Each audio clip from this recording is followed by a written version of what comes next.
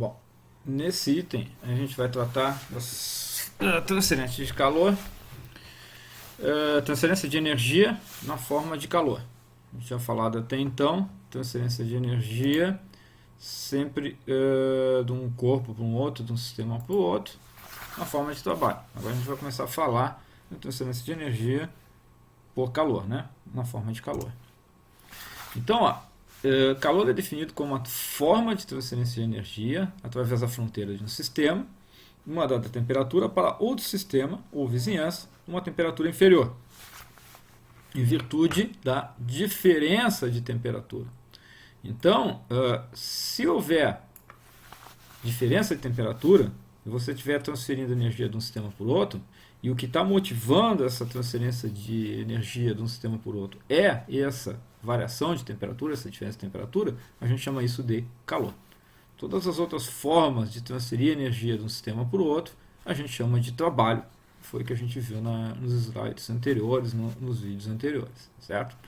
Então, se está associado com ΔT, com variação de temperatura, a transferência de energia é chamada de calor. Então, calor, na verdade, é energia em trânsito, assim como o trabalho.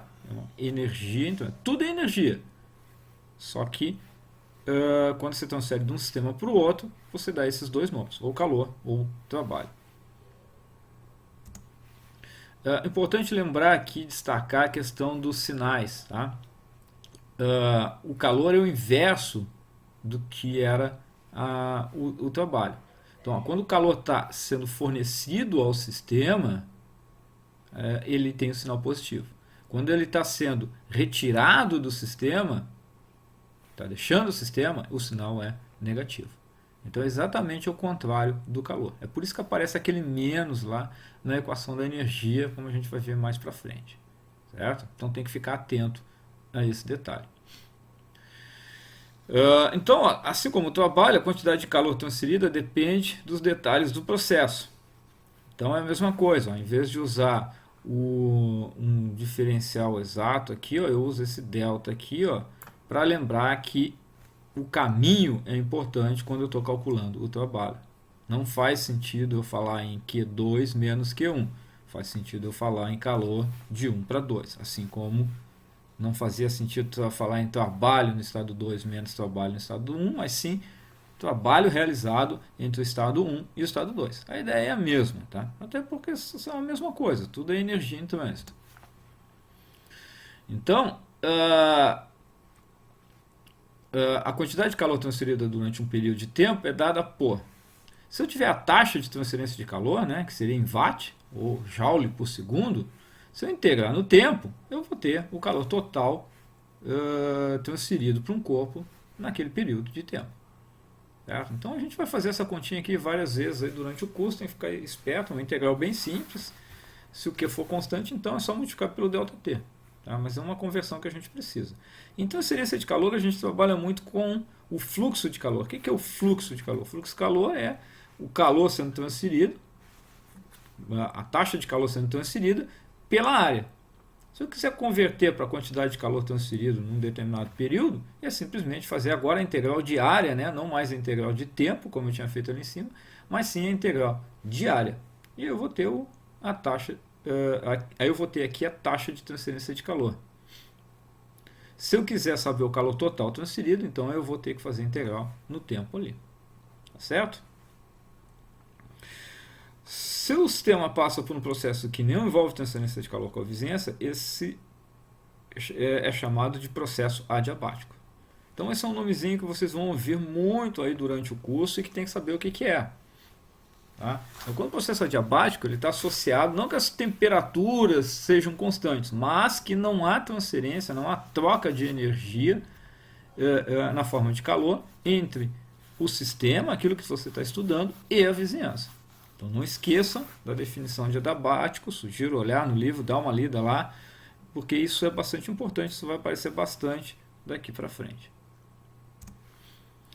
Bom, aqui é uma pitadinha de transferência de calor, tá? Alguns conceitos básicos, a gente vai usar alguma coisinha disso, então por essa razão que eu falo aqui, que eu falo sobre esse item 2.4.2, mas na verdade um tema lá importante, hein? transferência de calor em fenômenos de transporte. Tá? Então, existem dois processos naturais, né, dois mecanismos básicos fundamentais para a transferência de calor, que é a condução e a radiação. A gente costuma ver, às vezes até lá, quando está estudando para o vestibular, ou antes lá, que existem três processos, né? Condução, radiação e convecção. Convecção, na verdade, não seria um mecanismo básico, né? O terceiro modo de transmissão de calor, chamado de convecção, ocorre quando o meio está escoando.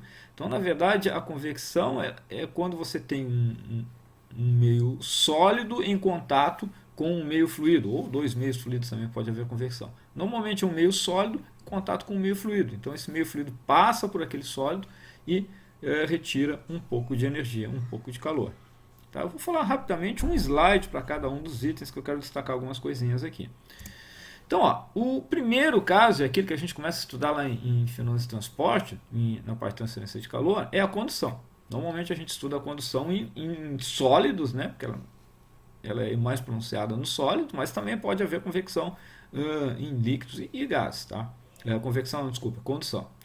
A ideia da condução é a seguinte, é que a energia das partículas mais energéticas, maior temperatura, estou associando com essa propriedade termodinâmica, temperatura, é transferida para as partículas menos energéticas, de menor temperatura, por meio das interações choques. E aí Fourier, ó, coloquei uma foto ali, eu estou meio que melhorando os meus slides, tentando dar valor às pessoas que descobriram essas coisas, né? Então tem uma foto que eu achei ali, obviamente, da Wikipedia, do Fourier, que foi que ele expressou a transferência de calor através dessa equaçãozinha aqui, ó, que é bem simples, na verdade. Ó. Então você tem um fluxo de calor, aqui uma taxa de calor sendo transmitida aqui, né? Desculpa, não é fluxo, é uma taxa de calor sendo transmitida, eu estou multiplicando pela área, e que ela é proporcional a um ΔT. Lembrem que eu falei que para ter transferência de energia na forma de calor, precisa ter um ΔT. Então eu tenho aqui um ΔT. E aí ele correlacionou, na verdade, correlacionou com ΔT sobre ΔX, né? Então ele está correlacionando com o percurso aqui, né? Que esse fluxo de calor vai precisar realizar, né?